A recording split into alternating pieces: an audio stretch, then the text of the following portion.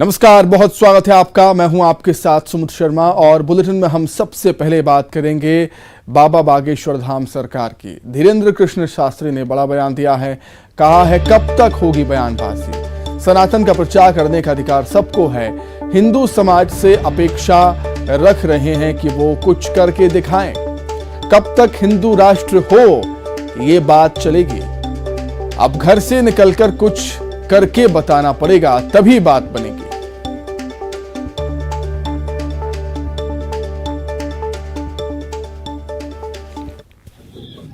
अब तक हमने बहुत बातें बोली, अब हम हिंदू समाज से एक अपेक्षा रख रहे हैं कि अब वो कुछ करके बताएं। कब तक अपीलें करेंगे, कब तक ये बयानबाजी करेंगे, कब तक इन लोगों को मीडिया को हैरान करेंगे, कैमरा लगाएंगे, हम बोलेंगे तुमने भी ताली बजाई चल दिया, अरे बाबा ने, और हम कोई भड़काऊ बयान दे तो तुमने हाँ क्या मसाला मिल गया। और साहब ये कब तक चलेगा? कब तक केवल हिंदू राष्ट्र हो ऐसी बात चलेगी? अब बना करके भारतीय हिंदुओं को बताना पड़ेगा, घर से बाहर निकलना पड़ेगा, कुछ करके बताना पड़ेगा, तभी कुछ काम होगा। अब तो हम इसी उद्देश्य पर आ गए हैं कि हम कुछ करके बताएंगे।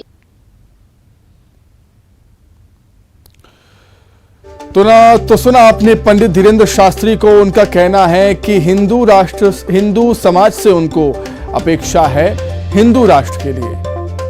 अब घर से बाहर निकलना पड़ेगा तभी बात बनेगी, कुछ करके दिखाना पड़ेगा तभी बात बनेगी। हिंदू समाज से वो अपेक्षा रख रहे हैं, वो कुछ करके दिखाएं। लगातार हम देखते रहते हैं पंडित धीरेन्द्र शास्त्री अपनी कथा के दौरान भी हिंदू राष्ट्र का जिक्र हमेशा से करते हैं। और अब मीडिया से रूबरू वो हुए और कहा कि कब तक बयानबाजियां होती रहेंगी। सनातन का प्रचार करने का अधिकार सबको है और हिंदू समाज से वो अपेक्षा रख रहे हैं कि वो कुछ करके दिखाएं।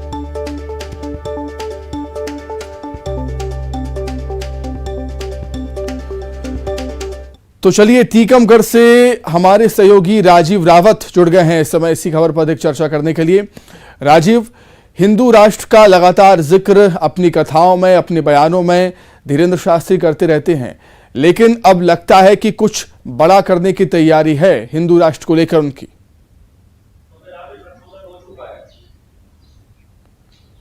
देखिए, हिंदू राष्ट्र को लेकर आज धीरेन्द्र शास्त्री ने फिर एक बार बड़ा बयान दिया है, क्योंकि धीरेन्द्र शास्त्री की टीकमगढ़ में 7 दिन की कथा है और इस दौरान आज धीरेन्द्र शास्त्री ने खुद प्रेस कॉन्फ्रेंस की है और धीरेन्द्र शास्त्री ने कहा है कि अब हिंदू राष्ट्र बनना चाहिए और इसके लेकर सबको आगे आना होगा, क्योंकि जब सबको आगे आना होगा तभी इसकी परिकल्पना पूरी हो सकेगी। तो हिंदू राष्ट्र को लेकर जरूर धीरेन्द्र शास्त्री ने बड़ा बयान दिया है। उन्होंने साफ तौर पर कहा है कि अब घरों से हिंदू राष्ट्र के लिए सबको निकलना होगा, प्रत्येक सनातनी को निकलना होगा, क्योंकि उन्होंने एक बात और साफ कही है, क्योंकि भारत के टुकड़े होने देना नहीं चाहते हैं और हिंदू राष्ट्र बनाना चाहते हैं, क्योंकि उनका कहना है कि कोई भी मतलब हिंदू राष्ट्र बनेगा तो इस छाया में सब रहेंगे, क्योंकि हिंदू सनातनी धर्म है और सभी धर्मों का आदर करता है। तो इस वजह से हिंदू राष्ट्र बनना चाहिए और हिंदू राष्ट्र बनेगा तो सभी लोग सुरक्षित रहेंगे। और साथ ही उन्होंने कहा है कि जब हिंदू राष्ट्र बनेगा तो जातिवाद भी खत्म हो जाएगा, क्योंकि जातिवाद नहीं रहेगा तो द्वेष भावनाएं भी नहीं रहेंगी। यह बात पंडित धीरेन्द्र कृष्ण शास्त्री ने कही। उन्होंने कहा है कि हिंदू राष्ट्र में सभी की जरूरत है, मुस्लिम लोगों की भी जरूरत है, पंजाबी की जरूरत है। राजीव, मैं रोकना चाहूंगा आपको। बीजेपी कांग्रेस क्या कुछ कहती है पंडित धीरेन्द्र शास्त्री के इस बयान को लेकर, वो भी हम जान लेंगे, समझ लेंगे। बीजेपी की तरफ से बीजेपी नेता पंकज चतुर्वेदी जी और कांग्रेस की तरफ से कांग्रेस नेता अजय सिंह यादव जी हमारे साथ फोन पर जुड़ गए हैं। आप दोनों का बहुत स्वागत करता हूं मैं न्यूज़ 18 मध्य प्रदेश छत्तीसगढ़ में। पंकज जी, सबसे पहले आपसे समझना चाहूंगा, जानना चाहूंगा, हिंदू राष्ट्र की मांग का जिक्र धीरेन्द्र शास्त्री लगातार हमेशा से ही करते आए हैं, लेकिन अब लगता है कि एक और कदम आगे बढ़ाने की तैयारी है उनकी। वो कह रहे हैं कि हिंदू राष्ट्र की मांग को लेकर अब घर से बाहर निकलना पड़ेगा, कुछ करके दिखाना पड़ेगा, तभी बात बनेगी। पंकज जी, आपका रिएक्शन। देखिए सुमित जी, ये सनातन परंपराओं के संतों का, धर्माचार्यों का विषय है और जिस विषय पर धर्म के मर्मज्ञ, धर्म के विशेषज्ञ, धर्म के ज्ञाता जो सनातन परंपरा के लिए काम करते हैं, उनकी टिप्पणी, उनका दर्शन हो, तो मुझे लगता है कि राजनीतिक कार्यकर्ता उस पर टिप्पणी करना उचित नहीं, क्योंकि मैं ऐसा मानता हूँ व्यक्तिगत तौर पर भी, संस्थागत तौर पर भी, कि राजनीतिक कार्यकर्ताओं को, नेताओं को जिनकी विशेषज्ञता एक अलग क्षेत्र में है, उनकी विशेषज्ञता, जैसे मेरी विशेषज्ञता धर्म के क्षेत्र में, धर्म का मानस मार्ग में नहीं हूँ, धर्म का पालन करता हूँ, धर्म का मार्गदर्शन दर्शन समझता हूँ विद्वानों से। तो मुझे ऐसा लगता है कि राजनीतिक कार्यकर्ताओं को धर्माचारों के इन विषयों पर टिप्पणी करने से बचना चाहिए। लेकिन पंकज जी, कहीं ना कहीं वो सरकार की तरफ भी ऐसा बोल रहे हैं कि कब तक बयानबाजी हम करते रहेंगे, कब तक हिंदू राष्ट्र का जिक्र करते रहेंगे। हिंदू राष्ट्र बनाने के लिए कुछ सरकार को ही तो करना पड़ेगा ना। अब पंडित धीरेन्द्र शास्त्री तो कब से चाहते हैं हिंदू राष्ट्र बन जाए भारत। नहीं सुमित जी, मैंने आपसे वही आग्रह किया जी कि वो धर्माचार हैं, धर्म के मर्मज्ञ हैं और सनातन परंपरा की, संस्कारों की सेवा कर रहे हैं, संरक्षण कर रहे हैं, और उनको इस बात का पूरा अधिकार है कि जो उनके, नहीं, मेरे कहने का मतलब पंकज जी है कि वो सरकार से अपील भी कर रहे हैं ये। जी उसी बात पर आ रहा हूं मैं जी, कि वो उनका अधिकार है संत के नाते कि वो अपनी बात रखें, लेकिन मैं ऐसा मानता हूं कि राजनीतिक कार्यकर्ताओं को धर्माचारों के विषय पर टिप्पणी नहीं करना चाहिए, क्योंकि हम धर्म के विशेषज्ञ, धर्म के ज्ञाता नहीं है, ना मेरी योग्यता, पात्रता, क्षमता ऐसी है कि मैं इतने बड़े संत की वक्तव्य के ऊपर, संत की सोच के ऊपर टिप्पणी कर सकूं। और मैं ऐसा आग्रह सभी से करता हूँ कि राजनीतिक व्यवस्था को इससे दूर रहना चाहिए। ये संतों का विषय, धर्माचार तय करेंगे क्या स्वरूप होगा धर्म का, धर्म से जुड़े विषयों का। ठीक है। अजय जी, क्या कुछ कहना चाहेंगे आप? पंकज जी को आपने सुना होगा, तो क्या कुछ कहेंगे आप? सहमत हूँ, ये पूरी तरह राजनीतिक विषय है, ये धार्मिक विषय नहीं है। देश को हिंदू राष्ट्र होना चाहिए या नहीं होना चाहिए राजनीतिक विषय है, और इसका निर्णय देश के संविधान के हिसाब से होता है। देश का संविधान कहता है धर्मनिरपेक्ष राष्ट्र है। अगर कभी कोई आवश्यकता है तो संविधान में परिवर्तन करने की आवश्यकता पड़ेगी। भाजपा के नेता कह रहे हैं मुझे इस मामले से कोई लेना देना नहीं है, तो आप संतों को गंभीरता से नहीं ले रहे हैं। हालात है मध्य प्रदेश में, केंद्र में आपकी सरकार, देश में आपकी सरकार, तो हिंदू धर्म के संतों को क्यों ये जरूरत आन पड़ रही है कि हिंदू राष्ट्र बनना चाहिए? उन्हें क्यों ऐसी असुरक्षा महसूस हो रही है कि देश में हिंदू सुरक्षित नहीं है और हिंदू राष्ट्र बनेंगे तब ज्यादा सुरक्षित होंगे? तो ये भारतीय जनता पार्टी सरकार की असफलता है। बाकी इस मामले में कांग्रेस पार्टी का स्पष्ट मत है कि संविधान के हिसाब से ही देश चलता है, संविधान में जो प्रावधान होंगे वही मान्य होंगे। बिल्कुल। अब पंकज जी, आप कह रहे हैं कि किसी भी राजनेता को या प्रवक्ता को धर्माचार्यों के बयान पर नहीं बोलना चाहिए, लेकिन पिछले कई दिनों से, कुछ दिनों से हम देख रहे हैं कि धर्म में राजनीति और राजनीति में धर्म हमेशा से हस्तक्षेप करते आए हैं सर। लेकिन बोलना तो पड़ेगा ना सर राजनेताओं को भी और प्रवक्ताओं को भी इस मसले पर। पंकज जी। सुमित जी, भारतीय जनता पार्टी कभी भी धर्म की राजनीति नहीं करती जी। भारतीय जनता पार्टी का संदेश बहुत स्पष्ट है, सबका साथ, सबका विकास, सबका विश्वास और सबका प्रयास जी। आप बताइए, 2014 से भारतीय जनता पार्टी की सरकार लगातार दिल्ली मध्य प्रदेश में बीजेपी की सरकार है। क्या कभी कोई ऐसा एक भी विषय आया जहाँ धर्म का घालमेल आपको राजनीति प्रशासन में दिखाओ? हम ऐसा काम करते नहीं। इसलिए मैंने कहा कि कांग्रेस के लोग क्या कहते हैं, कांग्रेस क्या कहती है, कैसे रहती है, उनका विषय मुझे आपत्ति भी नहीं, उनको स्वतंत्रता है ना इस बात की, क्यों क्या कहना चाहते हैं।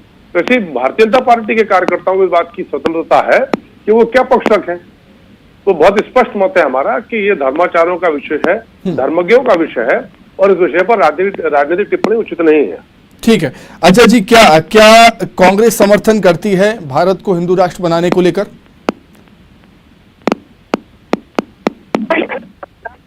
चलेगा।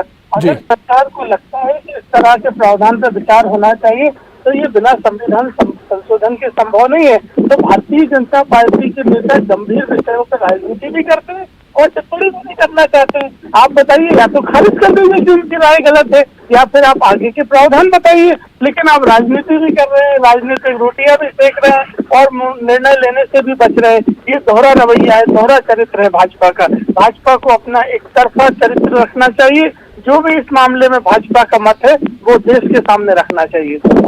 बिल्कुल। पंकज जी, जब भी हिंदू राष्ट्र को लेकर राजनेताओं से ये बात पूछी जाती है तो संतों से भी ये बात पूछी जाती है। कई संत तो कहते हैं कि हिंदू राष्ट्र बनना चाहिए, कई संत और राजनेता ये कहते हैं कि राम राज्य होना चाहिए। इस पर कुछ स्पष्ट करेंगे कि आप हिंदू राष्ट्र और राम राज्य को लेकर, पंकज जी?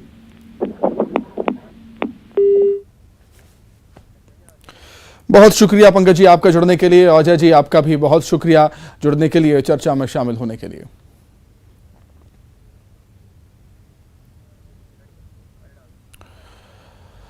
भोपाल से बड़ी खबर, जहां पर वीडी शर्मा का विकास यात्रा के विरोध पर बयान सामने आया है।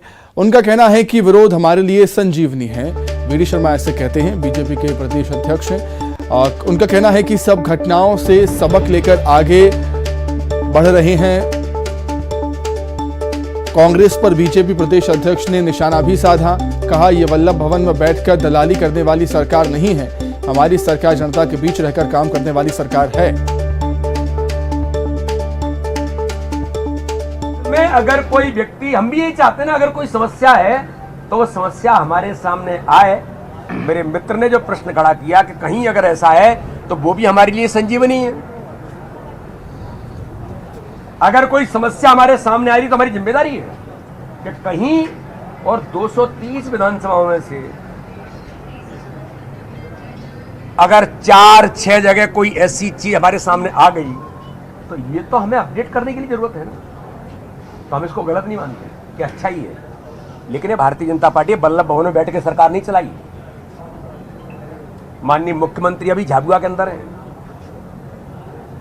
ये वल्लभ भवन में बैठ करके दलाली करने वाली सरकार नहीं, ये जनता के बीच में जाकर के अकाउंटेबिलिटी के साथ काम करने वाली सरकार है। वही मंत्री विश्वास सारंग ने कमलनाथ पर निशाना साधा। रायपुर अधिवेशन में दिए बयान को लेकर हमला बोला है। और विश्वास सारंग कहते हैं कि कांग्रेस हमेशा से राम मंदिर की विरोधी रही है। कमलनाथ ने रायपुर अधिवेशन में बयान दिया था, कहा था मंदिर मस्जिद जाने से रोजगार नहीं मिलता।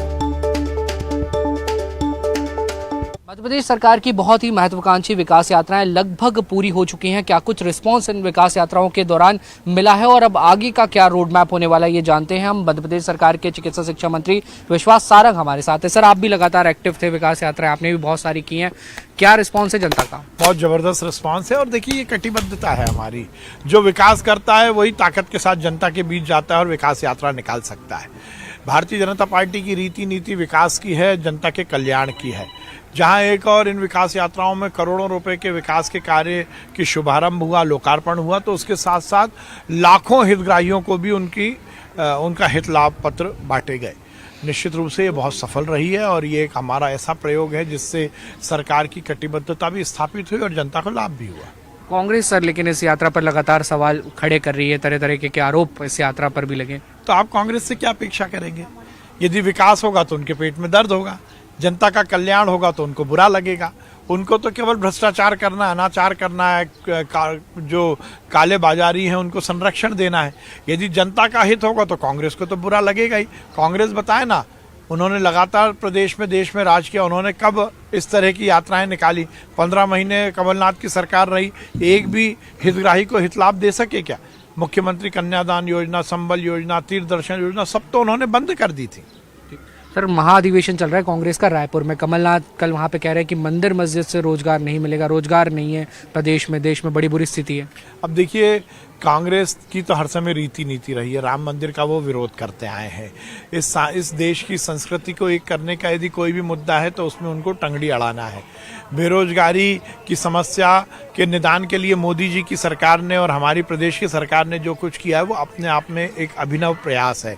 स्वावलंबन को लेकर नई नौकरियों में युवाओं को नौकरी देना, निवेश बढ़ाकर लोगों को प्रत्यक्ष अप्रत्यक्ष रूप से रोजगार उपलब्ध कराना और स्वावलंबी बनाने के लिए स्वरोजगार के नए अवसर उपलब्ध कराना, हमारी सरकार लगातार काम कर रही है।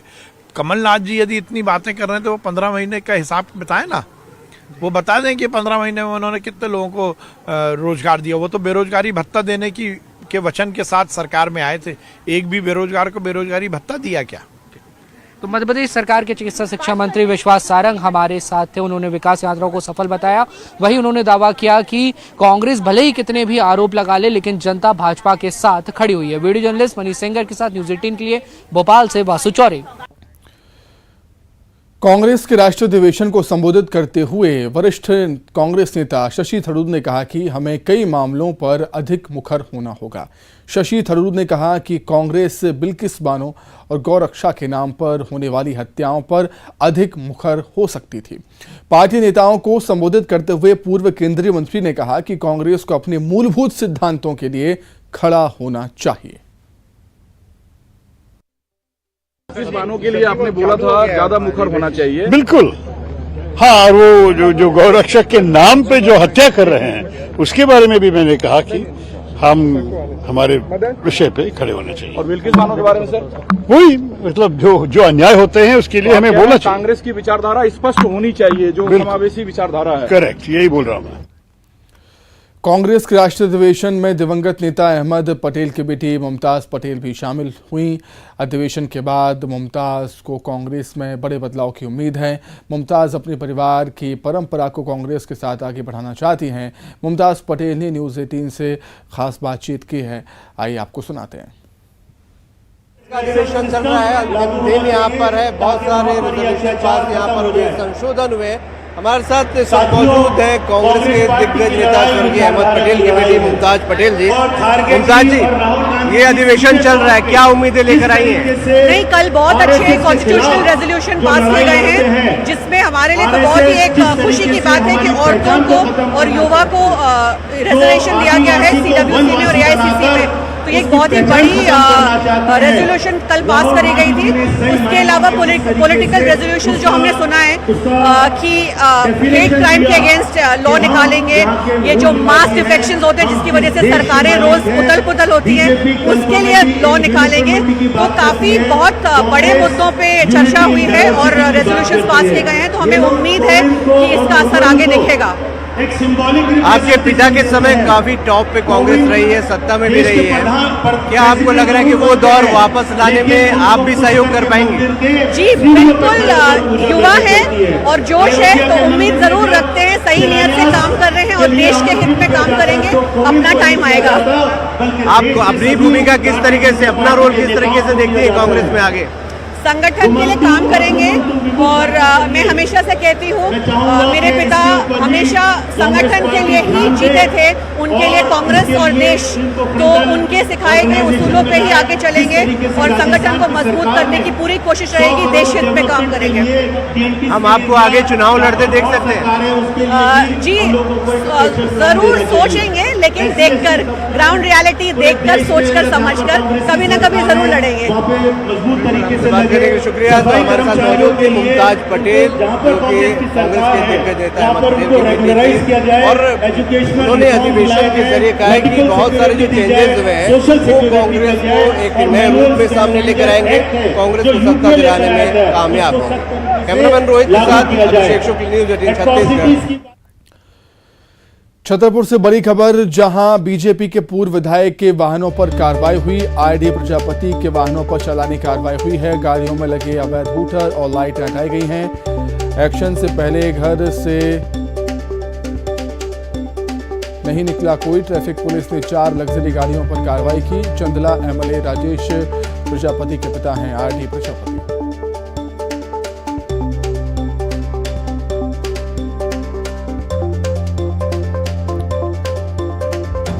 बड़ी खबर आपको बता रहे हैं, जहां बीजेपी का पूर्व विधायक के वाहनों पर कार्रवाई हुई है। आरडी प्रजापति के वाहनों पर चालानी कार्रवाई हुई है।